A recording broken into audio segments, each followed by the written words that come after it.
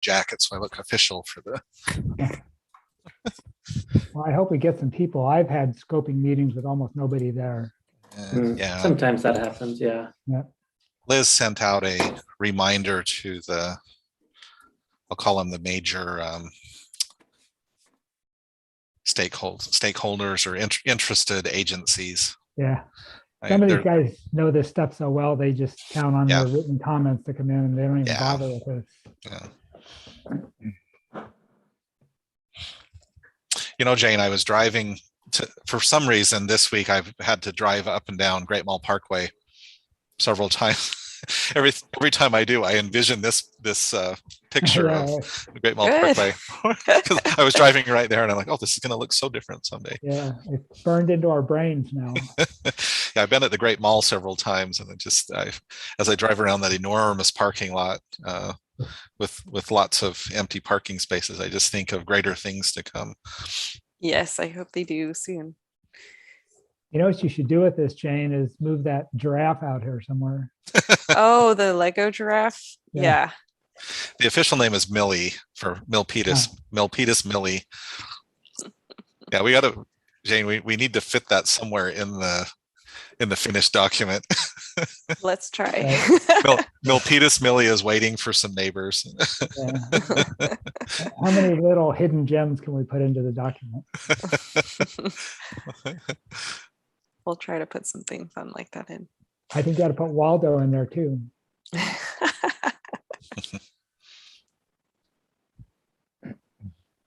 Oh, it looks like we're recording now. Yes, Okay, we're thank recording. you. Awesome sauce. Okay. We'll wait just another minute or two and then get started.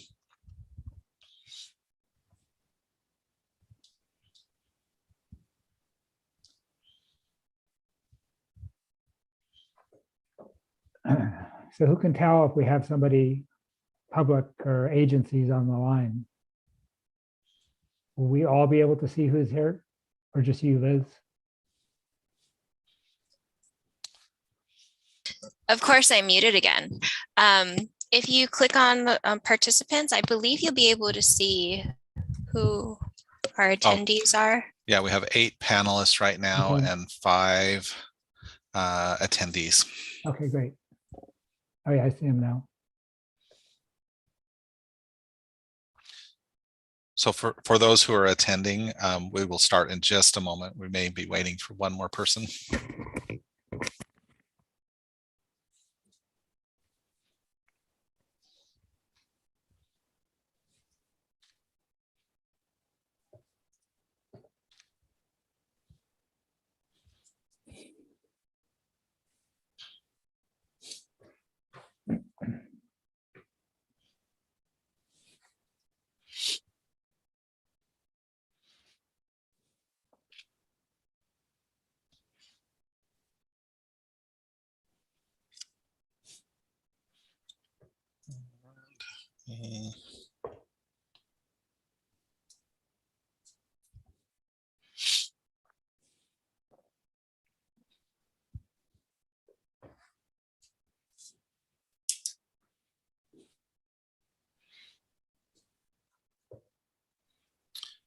Well, we can go ahead and get started. So good afternoon, everyone. I'm Ned Thomas, the Planning Director for the City of Milpitas. We're welcoming you to our scoping session related to in preparation for the environmental impact report that will be prepared for what has come to be known as the Milpitas Metro Specific Plan. So in California, with any major undertaking like the update of a specific plan, or for those of you who have been following events at the city, the recent adoption of our new general plan, it is always accompanied with the preparation of an environmental impact report under the California Environmental Quality Act, CEQA. So as that effort is getting underway, there's a scoping session primarily for other local agencies to comment on the content that will go into the environmental impact report. And CEQA law at the state level requires a certain number of or certain types of analysis to be done. If you're familiar with the planning process, you'll recognize it always traffic, circulation, air quality, greenhouse gas emissions, historic resources, et cetera, et cetera. And we'll talk about a few of those in just a moment. But again, this is not, I just want to clarify that we're not reviewing the actual EIR document. It has yet to be prepared. It's on some of the preliminary analysis for traffic, noise, and air quality are underway, and all of that will be further analyzed, synthesized into a draft EIR document and then a final document. And those documents will go to the Planning Commission for a recommendation and then to the council for adoption at the same time. In this case, the certification of the EIR will occur prior to the action that is being taken by the council. And again, that is in accordance with the California Environmental Quality Act. So as we get started, let me just do some quick introductions, and I'll turn the time over to the CEQA project manager, Leo. I hope I don't mispronounce. Is it Mena or Mina? Mena. So, I just know him as Leo. So Leo Mena is our secret project manager from ICF, which is the consultant to this city. We also have here today our Senior Special Projects Manager Associate, Kevin Riley. He is the project manager for the preparation of the Milpitas Metro specific plan. Also assisting today is from the city is Liz Medina, the administrative assistant here in the planning department, as well as our IT department is helping. Matthias from our IT department is helping to on the technical side. We also have Jane Lynn from Urban Field Studio. She's the primary consultant on this project, and you've seen her a number of times in presentations to the council and the planning commission and other venues, and she will be assisting with the presentation today. Also on board is Heidi Mickelson from ICF, also the CEQA project director, working with Leo on the preparation of the overall environmental impact report. And we have Barry Bergman, who is with WTrans, the transportation sub-consultant for this project. Of course, transportation, land, as I look at the Metro project, the two primary components usually that go in any type of work like this, it will be the land use and the transportation/circulation. So they play a big role, and he will be talking a little bit about their work. And we've also been joined by Christina Paul from M Group, also working with Jane, and also one of the project managers for the overall preparation of the Metro specific plan. So I think that's everyone for introductions. Before we jump over to the consultants, Kevin, as the project manager, if you have any additional comments that you would like to make, introductory comments you'd like to make, and then we'll get started with our meeting today.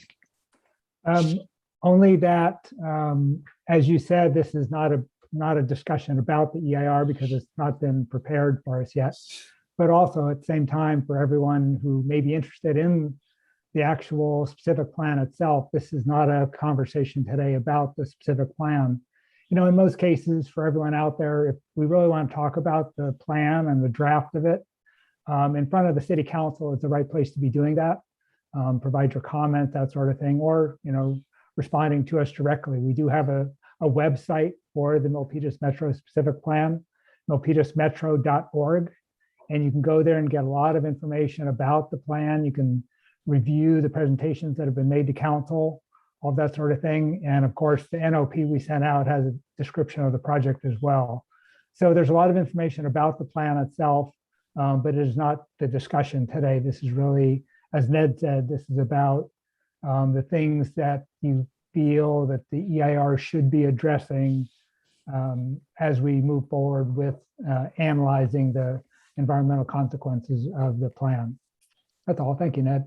Thank you, Kevin. And without delay, then we'll turn the time over to Leo, and the meeting will go, we'll have a formal presentation about the CEQA process and the project itself.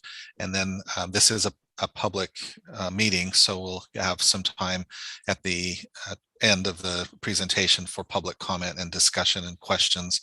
And Liz, I think you're set up to see who's there, and then if people will raise their hand, you will go through that process. for public comment. So I'll turn it over to Leah and Heidi. Great, thank you, Ned. Welcome everybody. I just wanted to begin my slides by going through some acronyms and terms. We use a lot of acronyms, so I just wanted to make sure that we're all on the same page about what some of these acronyms and terms mean. So the first is CEQA, and we've heard a lot about that. That is the California Environmental Quality Act, and I will be going over that process in my slides. The TASP is the Milpitas Transit Area Specific Plan. So today we're talking about the Milpitas Metro Specific Plan, which is an update to this TASP. So if you're hearing the TASP, that's the old project. The Metro Plan is a shortened term that sometimes we use for the Milpitas Metro Specific Plan. Again, today we're talking about the Metro Plan, and that is an update to the TASP. An SEIR is a subsequent environmental impact report. That is the kind of document that the city will be preparing for the Metro Plan, and I will go over what that means. An NOP is a notice of preparation. That document was made available on September 16th, and it's available on the city's website. And that has information about the project, the CEQA process, and how to make comments on the scope of the SEIR. And finally, we will sometimes be referring to the Certified Eir. That is the EIR for the TASP, which was certified in 2008. So the NOP marks the official start of the CEQA process for the Metro Plan. The purpose of this NOP, as well as the scoping meeting, is meant to inform the public agencies as well as interested members of the public about the project and the CEQA process. So we are currently in a public comment period, as identified in the NOP, and the city is soliciting input from public agencies as well as interested members of the public on the scope of the SEIR and the environmental issues that should be addressed in the SEIR. So I think a lot of this is reiterating some of the things that Ned and Kevin is saying, but today we're really focused on that scope and the environmental impacts that people are concerned about. So please bring those up in the time for public comments. So what is CEQA? I've been turning over this question many, many times as a CEQA practitioner, but it is a state law that requires analysis and public disclosure of environmental impacts of a project, as well as adoption of feasible measures to mitigate these impacts. So first, it requires public agencies, such as the city, to inform the community and decision makers about potential environmental impacts on a project. And this is done with the environmental document, in this case, the SEIR. Second, it requires public agencies, such as the city, to engage with the community in the environmental review process. We are currently doing this with this meeting, as well as the public comment period of the NOP. And there will be additional opportunities for the public engagement process. Third, it requires disclosure of potential project impacts on the environment. These will be disclosed in the SEIR. And fourth, it requires the avoidance or reduction of potential project impacts with either alternatives or mitigation measures, which will also be addressed and identified in the SEIR. And just a final note, environmental impacts are just one of the factors that will be considered by the decision makers during project review and approval. So what is a subsequent environmental impact report? So this slide covers just some of the, reiterates some of the stuff that we've talked about already. It is an informational document describing the anticipated environmental impacts of the Metro Plan per the CEQA requirements. It also provides the forum of public participation in the environmental review process, as members of the public will be able to comment on the draft SEIR when it is prepared. It will include mitigation measures if needed to reduce adverse impacts. What the document will not do is advocate or promote the project. It's rather, it will be focused on the facts related to environmental impacts. And lastly, just a note, the certification of the SEIR does not determine whether or not the project would be approved. So just a little bit more details on the type of document that will be prepared.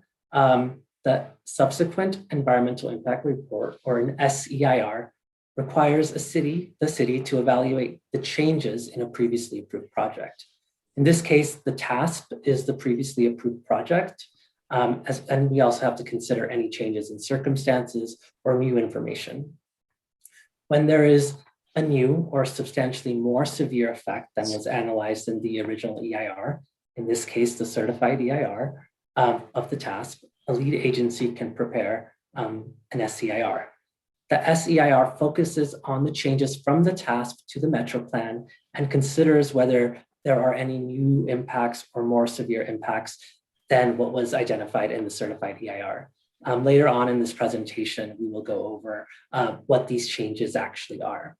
So an SEIR does not reopen the previous analysis in the certified EIR, and the baseline for our analysis will be the build out of the TASP. So overall, we're looking at the potential impacts from the project change. And like I said, we will go over what that project change is. Here's a full list of all of the environmental impacts that we're going to be considering in our document. On the left are impacts that we have identified to be already considered in the certified EIR. So no new impacts or no more severe impacts. And that would be aesthetics, agriculture and forestry resources, biological resources, cultural and tribal cultural resources, energy, geology and soils, hazards and hazardous materials, hydrology and water quality, mineral resources, wildfire, and mandatory findings of significance. Our document will include an initial study that will go through all of these environmental resources and identify why there are no new or more severe impacts. On the right are potential resources that we expect to have potentially either new or more severe impacts than what was included in the certified EIR. So those are air quality, greenhouse gas emissions, land use and planning, noise, population and housing, public services and recreation, transportation, and utilities and service systems. So this is what the CEQA process is going to look like. So I'll begin with the beginning and go towards the very end. So this first bubble, determination of whether the project is within the scope of the certified EIR, the city has already done. They've identified that the Metro Plan is within the scope of the certified EIR for the TASP, and we'll look at the impacts of those project changes. We have prepared a notice of preparation for the SEIR, and we're currently in the public comment period on that NOP. So the public comment period started on September 16th and is going to close on October 18th. So once all of the public comments have been received, they will be reviewed and the draft SEIR will be prepared. Once the draft SEIR is completed, there will be another public review period in which members of the public and public agencies will be able to comment on the draft SEIR. We're expecting that the draft SEIR to go public sometime winter of 2021 to 2022. So once all of the comments are received during that public review period, the city will prepare a final SEIR, which includes any response to comments as well as any revisions that might need to be made into the document. Once that final SEIR is completed, it'll be provided to the public again into any commenters that made any comments on the document, and it'll be considered for certification of the final SEIR. During that consideration, there will be an adoption of a findings of fact and statement of overriding considerations if any new significant unavoidable impacts are identified, as well as an adoption of a mitigation monitoring and reporting program, or MMRP, if any new mitigation measures are identified. Once that whole process is done, and if the project is, if the final EIR is certified, then there would be a notice of determination, or an NOD, and that would end the CEQA process, and that is anticipated to be the spring of 2022. So that's kind of the overview for CEQA, and I'm gonna hand it over to Jane to go over the project. Thank you so much, Leo. So as Leo had mentioned, that there is an old plan, the transit area specific plan, the TASP, and the TASP really set out to transform the neighborhood into a transit-oriented neighborhood. And so the vision that is stated here is one that we are building upon. A lot of the vision for the TASP was realized. And so we, in the Metro Plan, we are really carrying forward this vision and completing it in terms of the neighborhood transformation. On the next slide, we'll look at the TASP and what was in the EIR for that. The EIR was certified in 2008. It included land use, new land uses and policies that promote that transit-oriented growth. And the EIR considered the impacts from 7,109 residential units, almost 1 million square feet of office space, 287,000 square feet of retail space, and 175,000 square feet of hotel uses. And the Metro Plan will build upon that in its subsequent EIR. I'm going to hand it over now to Christina, who will go over the new Metro Plan. Good afternoon. So as Jane mentioned, the Metro Plan will be replacing the transit area specific plan. We have expanded the area of the plan just a little bit to include areas on the right that are labeled Innovation District, some of that area closest to the freeway, and a few parcels along Main Street as well. The Metro Plan aims to update the original TASP and complete the existing and emerging neighborhood by expanding access to neighborhood services, retail, creating new opportunities for jobs near transit, and so on. What we're really working on doing here is to create a complete neighborhood that is multimodal and has a range of uses. Next slide, please. The Metro Plan updates the TASP in these 3 ways. And these will be the focus of the CEQA effort. So we are covering that geographic expansion that I mentioned to the east and the west of the original plan area. We are updating land use classifications and policies throughout the Metro Plan area, and we are planning for some additional build out of different kinds of uses, some population growth and growth in employment uses, and so folks who would be coming into town to work in the metro area. Next slide, please. This map highlights the area of geographic expansion that I was mentioning. On the right-hand side, the east side, you can see the expansion that accommodates the Innovation District, which is identified in the general plan. The hatched area in red has been identified as an area of potential annexation. That site is part of San Jose, but it does not have any services or many adjacencies to San Jose. That's not something that we're assuming, but it is a potential future expansion area, future annexation area. And then on the right-hand side, you see those few parcels that I mentioned along Main Street that are being incorporated into our planning area as well and removed from the Gateway Main Street specific plan area. Next slide, please.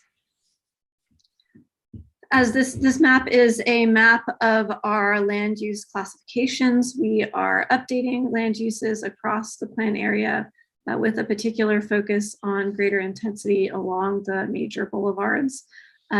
We are also planning for some additional housing capacity that was not covered in the original TASP or its EIR. There are new areas where growth can occur. We are allowing some or proposing some mixed uses in the Great Mall area, which were not included in the original TASP, and updating policies to reflect the new priorities of the city and what has and hasn't been completed since the TASP was adopted. Next slide, please. We are planning for the growth that you can see here. You can see that we have worked to provide information in terms of what the TASP planned in terms of new development. That's in the first couple of columns. So you can see those TASP columns where we're saying what was planned there and then what actually happened. And then we are showing in the second to last column the additional projected development that we are proposing in the Metro Plan. And this incremental capacity is really what we're considering as part of this EIR, because we're building off of that TASP EIR CEQA work. Next slide, please. Okay, Leo, do you want to take folks through the magic of Zoom? Yeah, thank you, Christine. I wanted to make a couple of notes before we start with the public comment portion of this meeting. So first, any questions or comments made by members of the public during this webinar will be considered, but they won't be official comments. So to make an official comment, please submit those in writing via email or mail. And that information is included here on the right. Kevin Riley's email. I'll read this just in case anybody's on the phone. kriley@ci.milpitas.ca.gov, or you can mail it in to Kevin Riley, Metro Plan Project Manager, City of Milpitas, 455 East Calaveras Boulevard, Milpitas, California, 95035. So please do, if you want to submit some official comments, please do submit those via those two methods. We're accepting them until October 18th, 2021 at 5 p.m. So to make a comment on this webinar, please use the raise hand function, using Zoom, and wait for Liz to call your name and to be unmuted. If you're participating by phone, dial *9 to use the raise hand feature. And when you are called upon, dial *6 to unmute your phone. In terms of the comments that we'd really like to receive, if possible, please focus on the scope and content that you would like to see in the EIR, any potential environmental impacts that you might be concerned about, potential mitigation measures or alternatives. And finally, there is a 3-minute time limit for comments. So I'm going to turn it over to Liz now to see if there is anybody that wants to make a comment. Leo, we have Mr. Rob Means. Great.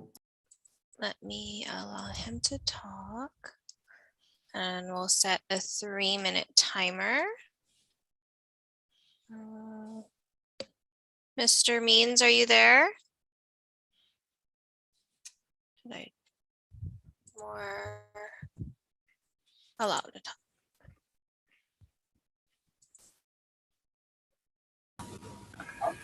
Okay, I think you can hear me this time. Third time try. So I was looking at the population density. It looked like you were going to be adding about 7,000 housing units to the roughly 7,000 housing units that have been entitled. And then there was also a major increase in I think the office space. Seemed to be a lot of millions of square feet going on there, which is, I imagine that's going to be because of the additional area to the east of what was the TASP area.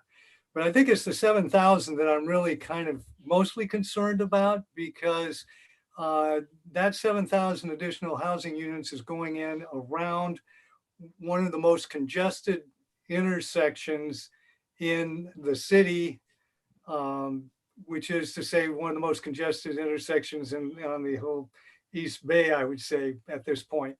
And I guess I'm concerned about how that's going to affect the congestion in that area. And I know that that'll probably be addressed in the SEIR under the transportation section, but you're asking for concerns. That's my concern. Pass.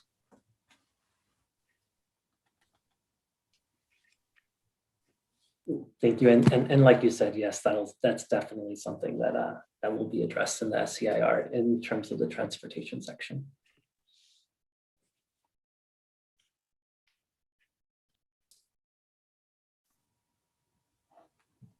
And Leo, can I just add one point of clarification there?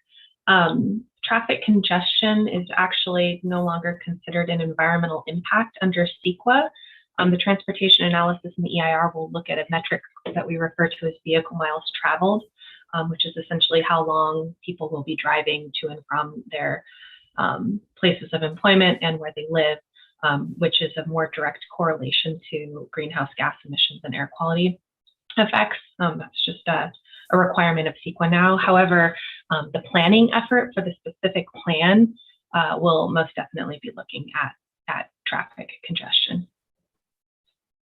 Thank you, Heidi. When you said how long people drive, I think you meant how far rather than, we're talking about distance because you're talking vehicle miles traveled.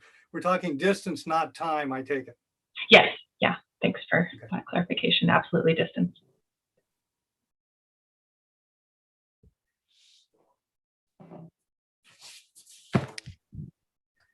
Leo, that Mhm. we have no other participants in the queue for public comment. Well, I think we should, I think Want to wait around? we can wait a little bit to see Okay. if anybody else might have any other comments. I'm going to put back the information about how to submit official written comments on the screen. So please do either email or mail any comments, and they'll be considered in the preparation of the draft SEIR. And Leo, while we're waiting, I'll just make a comment on the projections and the estimates for housing, number of housing units and square footage for non-residential development. So similar to the current transit area plan, these are estimates for future growth. I'm not necessarily saying that this is something that is approved or will be built, certainly not tomorrow or within the next year. This is a 20 to 30-year plan. So we're in making these estimates, we're juggling a lot of different goals and objectives through the planning process. One of which, of course, I think everyone's familiar with the RENA numbers that come down from the state, and the city is obligated to find places to accommodate future housing units, and this specific plan, while not the only vehicle for doing that, will accommodate or gives the city the opportunity to accommodate a certain number of units within an area. The other thing I would add is that the existing, as you will hear in future presentations to the council, which is really the more appropriate venue to speak about the contents of the plan, but since we have the opportunity, I'm mentioning it here. The existing transit area plan did not provide for any redevelopment or evolution within the Great Mall site. And it's been a couple of years ago that the city was approached by Simon Properties, the owner of the Great Mall. They have a development arm and separate from their retail arm that looks at their existing properties, their existing assets. And as a private company, of course, they're looking to maximize their return on their investments in both shopping centers and in just the real estate and the available real estate. And anyone familiar with the Great Mall or really any of the shopping malls built around the country in the 60s, 70s, and 80s know that in recent years, these have been seen as ripe opportunities for additional development within this area, within all of California and across the country. And in previous conversations with the council, our consultants have shared specific examples by Simon of wonderful development projects that they have are either in the works or that they have built on their other properties across the country. So again, we're in this is a planning, a long-range planning effort. So we are looking primarily at estimates and conceptual plans for future development, and the measurements that you see here, arguably they're almost shocking because, well, the city has added 7,000 units, and what you're looking to add some additional units here and additional office and retail. And yeah, we're through the planning process, we're obligated to make those types of estimates so that we can then translate that into things like, well, how much additional infrastructure do you need? What kind of school capacity do you need? What kind of roadways do you need? And then, of course, in this area, we're working closely with VTA as to what type of ridership will that generate. The whole genesis of the TASP, Transit Area Specific Plan, over a decade ago was to attract that new transit, all the public investments in new transit infrastructure, including BART service, into Milpitas. And so, as we've said many times before to the council, this project and this effort is a continuation of something that started more than 2 decades ago in attracting and supporting, again, enormous tens of millions of hundreds of millions of dollars in public investment in transit, and we're just continuing that effort and translating that into some numbers that we can then use to make assumptions about future needs and future development.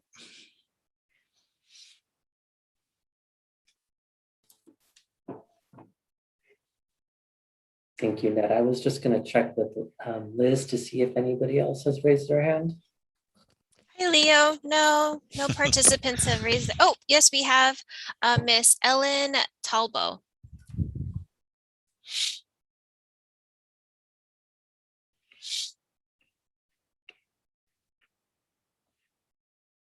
Let's see. Can everyone hear me? We can hear you. Okay, thank you. Thank you. Hi, my name is Ellen Talbo. I'm the County Transportation Planner with the County of Santa Clara Roads and Airports Department. The Roads and Airports Department, we are the right-of-way owner of the Montague Expressway, and also we operate and coordinate the signals and maintain the expressway.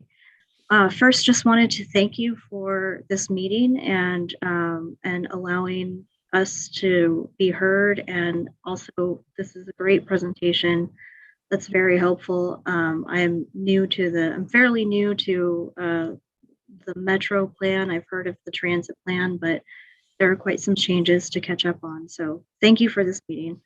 I wanted to leave a few comments and questions, starting out at a general level. I wanted to inquire if the EIR will be used to environmentally clear development projects in the Metro plan, or will development projects be cleared individually as they come in? The county would prefer to see projects cleared individually so that there's an opportunity to evaluate things like noise levels along the expressway, traffic circulation, and expressway access, direct access onto and off of the expressway as it pertains to driveways and emergency vehicle access. And in addition, it is in our discussions with the city of San Jose, who also has a North San Jose development plan. It's our understanding right now that they are also currently environmentally clearing development projects along Montague Expressway or throughout the North San Jose plan, one project at a time. And so it would be good if the corridor is consistent in that way. Another comment I wanted to leave is regarding VMT. We are aware of the SB 743 that even though congestion isn't a consideration for mitigation under CEQA, the county would still need and want to understand level of service analysis, at least at a operational and safety level among developments, so that we can mutually agree with you and work on the most appropriate adjustments that would need to be made to our signal timing and coordination along the expressway. And then the last comment is in general, just at a general level, for developments that come in, we want to be very tightly coordinated with the city upon granting development permits and conditions of approval, because what we want to avoid is issuing any cross-purposing communication to the developer that so a developer that wants to develop along the expressway will need to come to the county for an encroachment permit, as well as its entitlement from the city. So it's needing 2 agency approvals. And so what I'm asking for is, as you go forward with this plan, and also our planning process as well, that we work together on development applications fronting the expressway and also nearby that have off-site spillover traffic circulation impacts, so that when we are both communicating to the developer, that we're not giving them differing information regarding what's required in terms of satisfying either conditions of approval or traffic impact analyses. Okay, so those are my comments. Thank you very much again. I know we have a meeting planned with other City of Milpitas staff next week, so we can continue this conversation, but just wanted to get those out on the table to the project team for now. Thank you very much. Thank you, Ellen, for your comments. We appreciate you being in the meeting today, and I've taken a few notes, and we look forward to meeting with you next week. Yeah, there are, as you're aware, there are projects both within the metro area and just outside that are moving along, and we certainly want to coordinate very closely with the county on those projects.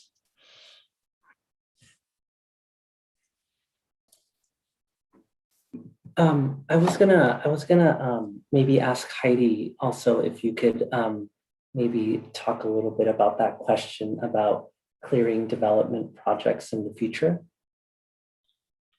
Sure. Yeah, this EIR is a program EIR, so it will not directly entitle any individual developments. It will entitle, well, it will provide CEQA clearance for approval of the metro plan. Individual projects coming in under the plan would be entitled separately. They would be reviewed for consistency with the EIR. If they're found to be consistent with the EIR, then the city would be able to make a determination that no further CEQA review would be required for that project through, for example, a checklist consistency analysis. However, any further studies, technical studies that might be required by EIR mitigation measures, which you often do see in program EIRs or plan policies, projects would still be required to do those studies in order to comply with the mitigation monitoring and reporting program that will be adopted along with the EIR. Thank you, Heidi. This is Natalie. If I could add to that, our current process for the projects that come under the existing transit area specific plan is to require, and usually is to require, an addendum. And as Heidi mentioned, the addendum is our tool for finding consistency with the program level specific plan, and that addendum will give a very detailed project description of the individual project, and will also provide any, as Heidi indicated, any additional analysis to support the finding that the project's consistent at the program level, and that is always done concurrently with our project review, and then it's taken to the Planning Commission and or the council at the same time that they review it for their entitlement.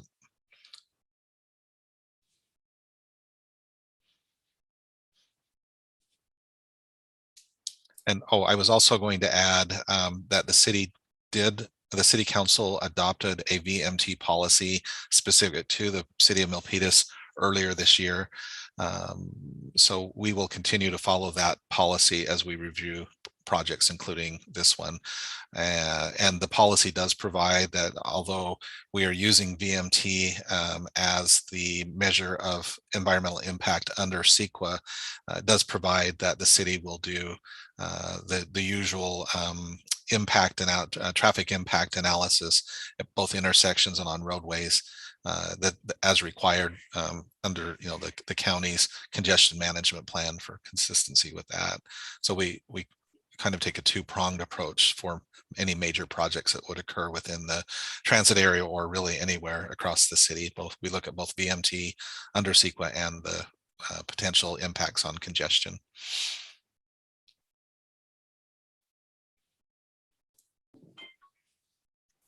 Wonderful. I think that I was writing my notes. I think that answers some of the questions. And like you said, you will be meeting, so I'm sure more discussion to come. I just wanted to check with Liz to see if there's anybody else that had raised their hand. Hey, Leo, we don't have anyone else in the queue. Okay. Okay, well, we'll wait around. Like I said, it would be great to receive any official comments via email or via mail so that we can have those in front of us while we're preparing the draft SEIR and make sure that that gets incorporated into the environmental review document. So I think we'll hold for a bit until we hear from somebody else. Hey, Leo, one other point of clarification is that when individual projects come in, usually it will require a site development permit that is reviewed by staff, and then if it's a larger project, we'll often go to the Planning Commission for their review and approval. But as part of that approval, there will be conditions of approval attached to the project. And one of those conditions is some sort of a standard condition, requires the city and the applicant to coordinate with the county. And one of the things I really appreciate the previous comments, we're aware, of the county's purview over Montague Expressway and a few other roadways in the city, but particularly for the purposes of today's discussion over Montague Expressway, and want to coordinate as closely with them as we can for all of traffic safety as well as access and other issues. So, yeah, close coordination is always our goal on any of these types of projects, whether it's an individual development project or a long-range planning project like the Metro specific plan.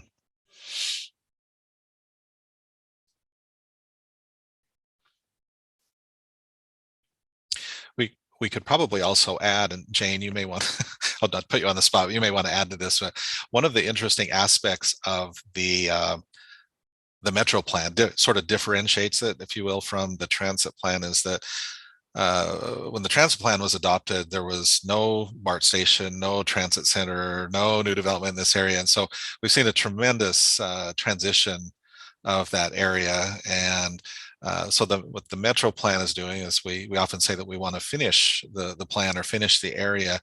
And it doesn't, although it covers the entire area, as you will see when the policy document comes out in a few weeks and we discuss with the council on the draft document on October 12th, the Metro plan really focuses in on areas of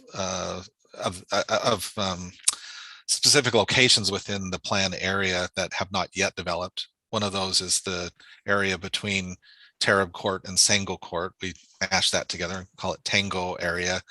There's an area along Horet Court, which by the way abuts Montague Expressway, and so that will need some, when development comes in there, that will require some coordination with the county. And then of course, as I mentioned earlier, the Great Mall site, which is nearly 100 acres and a great deal of potential there for evolution and redevelopment. And then of course we have the expansion areas, one for the Innovation District, which is consistent with the general plan adopted earlier this year, as well as the expansion area along South Main Street, which would provide for some additional housing opportunities over there. So again, although we cover the entire, the plan covers the entire area, we're really focusing on that handful of, we'll call them opportunity sites or opportunity neighborhoods. Jane, anything else you'd want to add to that? That was actually most of it, but Oh. I think our vision really is to complete the neighborhood and transform it into what that original task vision was. It's a transit-oriented neighborhood with mixed use, and so it's great that the transformation has already started.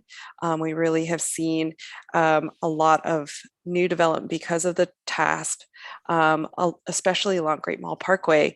But even as you see it today, the job is only half done. So we're really using this opportunity with the Milpitas Metro Plan to complete that vision and to make this a true transformation from something that is auto-oriented and a pattern that is more suburban to what it should be, more urban density near a transit transit-rich area. So even though we do know that this is a very commonly passed through area along Montague Expressway and Great Mall Parkway, the fact is there are 2 light rail stations, a bus transfer station at the BTA Transit Center, and the Milpitas BART station.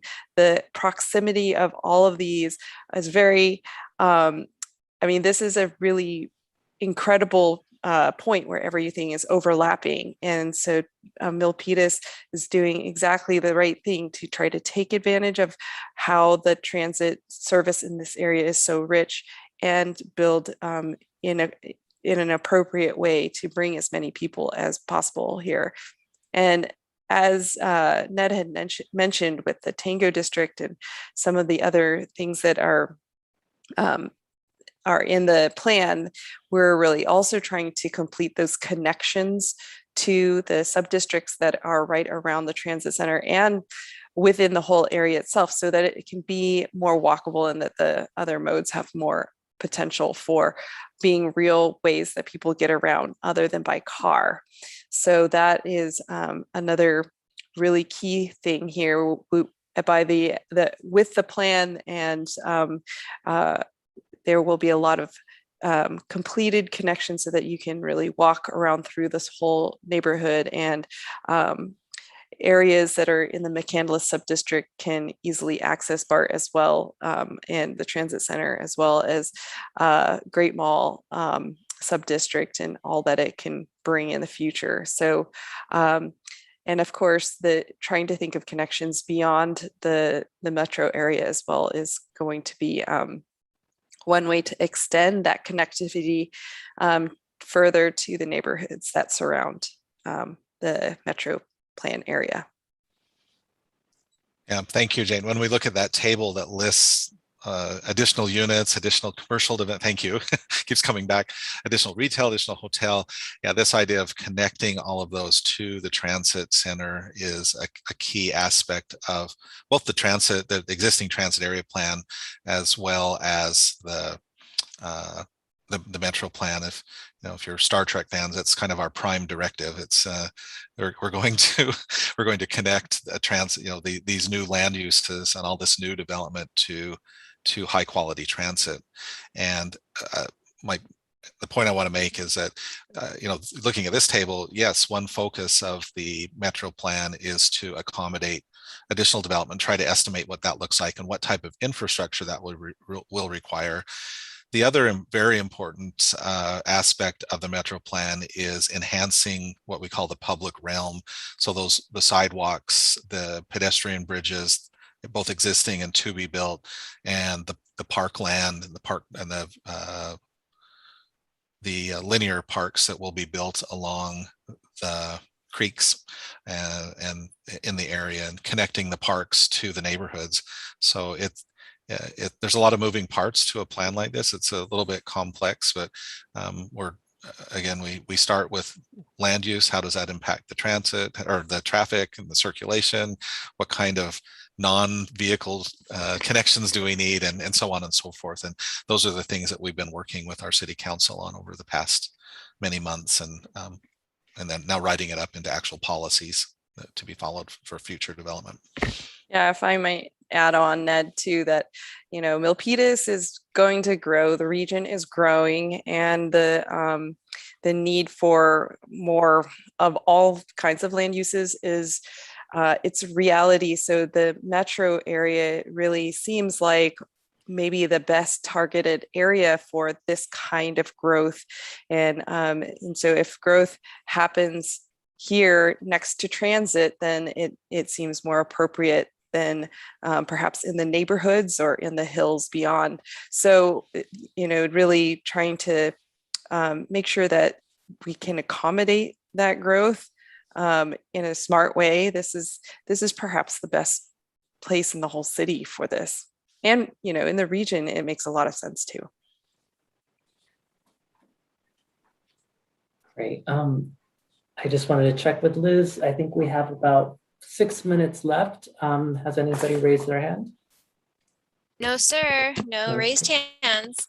Well, if anybody is out there, you have 6 minutes, and we still have a little bit more time to answer any kind of questions, or you can make any comments. And as always, you can submit those to the email or to the, or you can send them via mail to the information that's provided on the screen right now. Hey, Kevin or Barry, this is the time set aside for you to sing or tell jokes or fill up the time. I don't know. It's your moment of glory and talent. Well, I'm not going to sing, but I'm not even going to play my guitar.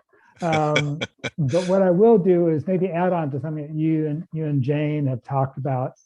And that is, and I know we're not talking about the plan itself, but with respect to land use and transportation, which show up in the EIR, which we analyze, I wanted to, bring more light on the idea that besides being, the transit-oriented development that we all talk about, and probably in the last decade, it's been a very big topic all over the valley. But like this area, those are spots within the valley. It's a very suburban valley, no question. But where we get along the transit lines, we see this kind of development, this transit-oriented development. And so often it's focused on the proximity of jobs or housing to that transit node, that transit center. In this case, one of the things we're really trying to do with this plan, and hopefully it gets well reflected in the land use and the transportation part of the EIR itself, is we are really trying to bring those uses together. The jobs for employment reasons, the housing, get those things close to each other.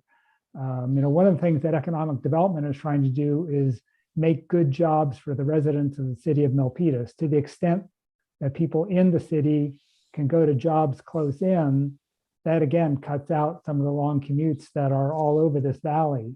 So that is another part of it, is the proximity of jobs and housing, besides the idea of either one of those being close to transit. So it's going to be a major focus of the plan. It is a major focus of the plan, and hopefully is well reflected in the environmental comments.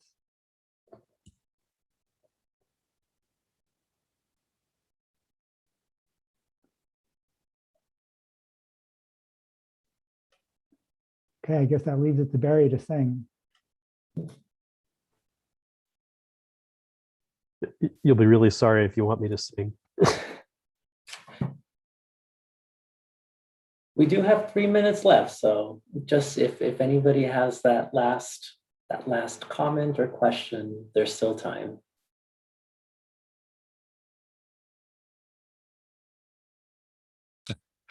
I'll put in a plug for some upcoming meetings then. We will be presenting, or scheduled to present, the draft specific plan to the council on Tuesday, October 12th. This will be a special study session with the council and their first opportunity to see sort of the outline of the plan. We'll talk about the different chapters and the content of the plan. That will be followed by a community meeting on a similar topic that will be held on Monday, the October 25th. Both will be virtual meetings. Well, the council meeting is a hybrid. You can come down to City Hall and participate, or we will be participating virtually. It'll be very similar to this meeting, and Jane and Christina will be presenting that. And the council meeting starts at 5:30.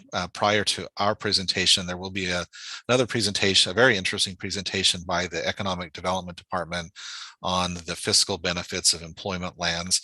This was a study that was commissioned by the city to look at the fiscal benefits to the city operations from development of areas like the Innovation District that is called for in the Metro Plan. It's not limited only to that area, but it will figure prominently. And then they'll have that presentation and discussion by the council, followed by a preview or a presentation, again, by Jane and Christina, of the draft Metro Plan. And then the community meeting. Liz, you'll have to remind me what time the community meeting, have we settled on a start time for that on the 25th? 6 o'clock? I believe it's 6 o'clock. Okay. Yeah, and that will give us another opportunity for the community to comment on the plan, hear the presentation on the plan, ask questions, and then make comments. And Jane or Christina, following that meeting, we will have an online forum where after residents have had more of an opportunity to look over the plan, if they have additional comments, they can, I believe they can provide those online. Is that right? And that's going to be correct. open Well, through November, I think, right? it should be open for about 2 weeks. Yes. Yeah, it'll be a self-guided open house.